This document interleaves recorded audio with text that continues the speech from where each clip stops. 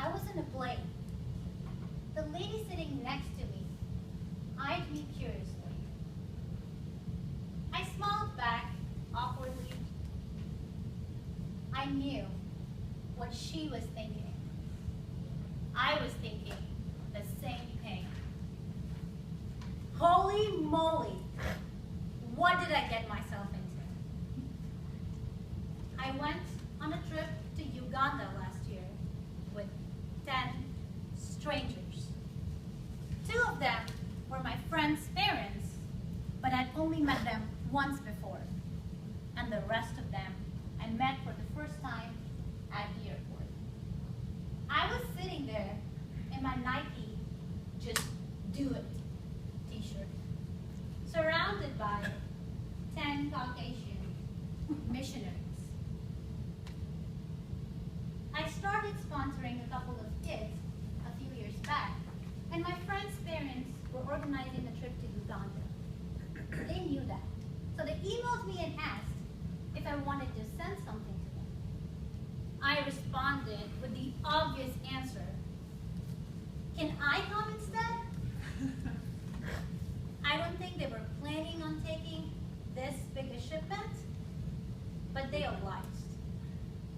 Lucky for me, because that led me to one of the most treasured experiences of my life. When I came back, friends and family greeted me with lots of love and questions. 2 of those questions stood out and stuck with me. Why did you go on a mission trip? Why did you not go to help out in India and volunteer there instead?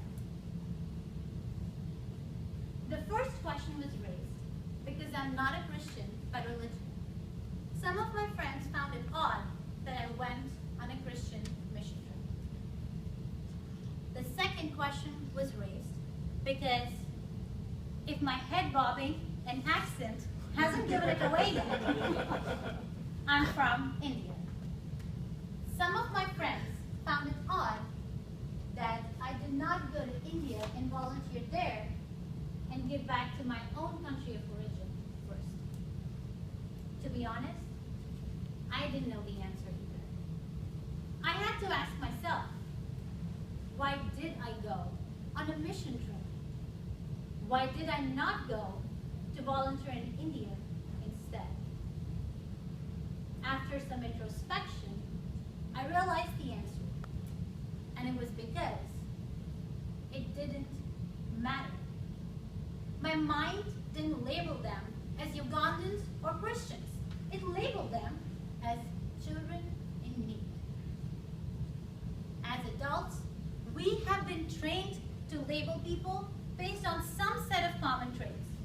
Sometimes it's looks, sometimes color, country, religion, language, sex, and so on. I admit, I've been guilty of this before too. But do you know how many different ways the children in Uganda could have labeled me? Indian, like the shopkeeper who wouldn't give them free food even though they were visibly starving. Privileged, like the bullies in school. Women, like their mother who had abandoned them. Adult, like some of the people who had abused them. But instead, they chose to love me and embrace me for who I am. And that allowed me to love them back. We need to learn from these children how to let go of our biases, how to respect our differences, and most important, how to love beyond labels. If we cannot love someone because they're from the other side of the line, or they don't have the same pigments in their cells, we are in deep trouble. Each and every one of us here is different in their own way. And if we slice and dice humanity that many ways, we're all going to end up in our own labels alone.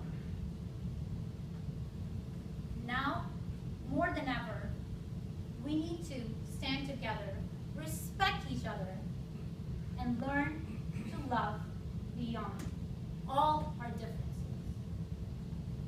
I hope when we leave this room today, the only label we carry out is that of a friend.